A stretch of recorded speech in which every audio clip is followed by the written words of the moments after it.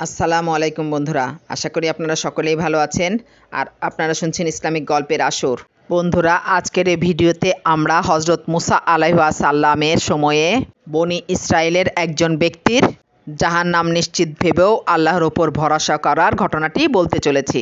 ঘটনাটি আপনাদের ভালো লাগবে ইনশাআল্লাহ, তাই ভিডিওটি না টেনে সম্পূর্ণ শোনার অনুরোধ রইল। বনি ইসরায়েলের একজন ইবাদতরত বান্দা ছিলেন। তিনি পাহাড়ের গুহায় নিজের ঘর বানিয়েছিলেন। তিনি লোকচক্ষু থেকে অনেক দূরে থাকতেন। লোকেরাও তার চোখের সামনে থেকে অনেক দূরে থাকত। তার ধারে কাছে একটি জলাধার ছিল, যে জলাধারে তিনি অজু করতেন এবং নিজের তৃষ্ণা দূর করতেন। তিনি সর্বদা নামাজ ইবাদতে ডুবে থাকতেন। তিনি দিনের বেলা রোজা রাখতেন এবং রাতের বেলা আল্লাহ তাআলার ইবাদত করে কাটিয়ে দিতেন। তিনি নিজের সব মুহূর্ত আল্লাহর প্রতি আনুগত্য ও নিষ্ঠার সাথে কাটাতেন। একদিন হজরত মুসা আলাইহিস সালাম এই ইবাদতে আচ্ছন্ন এই মানুষটির খবর পান এবং তার সাথে দেখা করতে চান। সেখানে গিয়ে তিনি দেখলেন ওই ব্যক্তিটি নামাজ এবং ইবাদতের মধ্যে জিকিরের মধ্যেই ডুবে আছে। তাই সেদিন হজরত মুসা আলাইহিস সালাম তার ইবাদত ভঙ্গ না করে তার সাথে কথা না বলেই ফিরে চলে আসলেন। এরপর রাতে তিনি ওই ব্যক্তির নিকট যান এবং সেখানে গিয়ে তিনি দেখেন যে সেই ব্যক্তিটি মহান আল্লাহ রব্বুল আলামিনের দরবারে মোনাজাতরত অবস্থায় আছেন। তাই হজরত মুসা আলাইহিস সালাম তাকে সালাম দিলেন এবং বললেন, জনাব, নিজের প্রতি নরম হন। তখন ইবাদতে আচ্ছন্ন বান্দা উত্তর দিল, আমার মনে হচ্ছে যে কোনো সময় আমার মৃত্যু হতে পারে আর আল্লাহর কাছে আমার কোনো ভুল হতে পারে। তখন হজরত মুসা আলাইহিস সালাম বললেন, আপনার কি কোনো কিছুর প্রয়োজন আছে?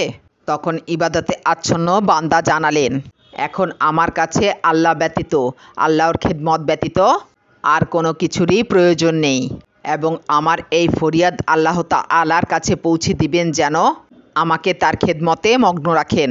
এরপর একদিন হজরত মুসা আলাইহিস সালাম দোয়া ও মোনাজাতে মগ্ন হয়ে গেলেন। তিনি আল্লাহ তাআলার ইবাদতে এতই মগ্ন হয়ে গেলেন যে ইবাদতে আচ্ছন্ন ব্যক্তির কথা তিনি ভুলেই গেলেন। এরপর আল্লাহ পাক বললেন, ইবাদতরত ব্যক্তিটি আপনার কাছে কি বলেছিল? তখন হজরত মুসা আলাইহিস সালাম বললেন, হে আমার রব, আপনি সব জানেন।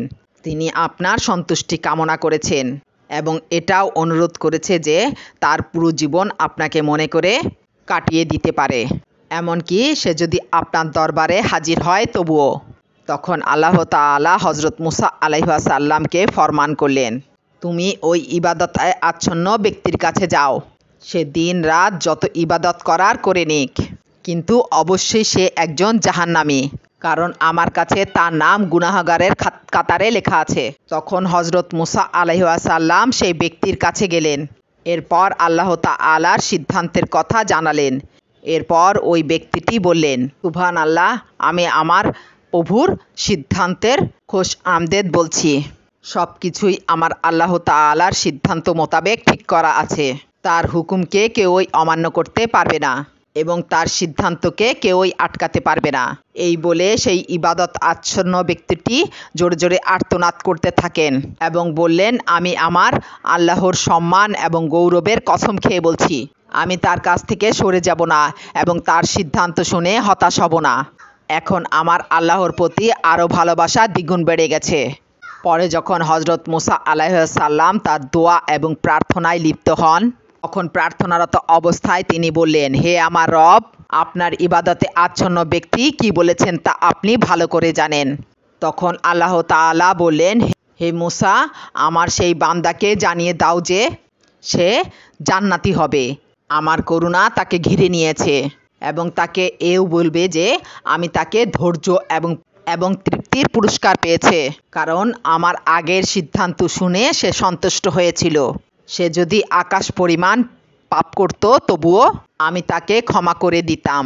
এরপর যখন হজরত মুসা আলাইহিস সালাম সেই নামাজি ব্যক্তির কাছে যেয়ে আল্লাহ তাআলার দেওয়া সুসংবাদ সম্পর্কে জানালেন, তখনই সেই ব্যক্তি সিজদায় পড়ে গেল এবং তার পালনকর্তার প্রশংসা করতে লাগলো।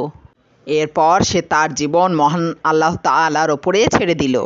আমাদের জীবন থেকে কিছু হারিয়ে গেলে অথবা দুঃখ দুর্দশা থাকলে আমরা কতই না অধৈর্য হয়ে পড়ি, কতই না নিরাশ হয়ে পড়ি। কেউ কেউ আবার আল্লাহর ওপর অভিমান করে অভিযোগ করে থাকে, অথচ এই ব্যক্তিটি জাহান্নাম নিশ্চিত ভেবেও আল্লাহর প্রতি অবিচল ভালোবাসা, কোনো অভিযোগ না করে খুশি হয়ে তিনি ধৈর্য ধরেছেন এবং আরও বেশি ইবাদতে তিনি সময় দিয়েছেন। আল্লাহর সন্তুষ্টির জন্য তিনি জাহান্নামকে মেনে নিয়েছেন। তার এমন ব্যবহারে আল্লাহ তাআলা খুশি হয়ে তাকে জান্নাতের সুসংবাদ দিয়েছেন। আমরা যেন অল্পতেই ধৈর্য না হারা হই এবং সর্বকাজে এবং সর্বাবস্থায় যেন আল্লাহকে স্মরণ করতে পারি এবং বেশি বেশি করে আল্লাহকে স্মরণ করতে পারি। আল্লাহ আমাদেরকে সেই তৌফিক দান করুন, আমিন। তো বন্ধুরা, লাইক, কমেন্ট, শেয়ার এবং সাবস্ক্রাইব করে পাশে থাকবেন। ভালো থাকবেন, সুস্থ থাকবেন। আসসালামু আলাইকুম।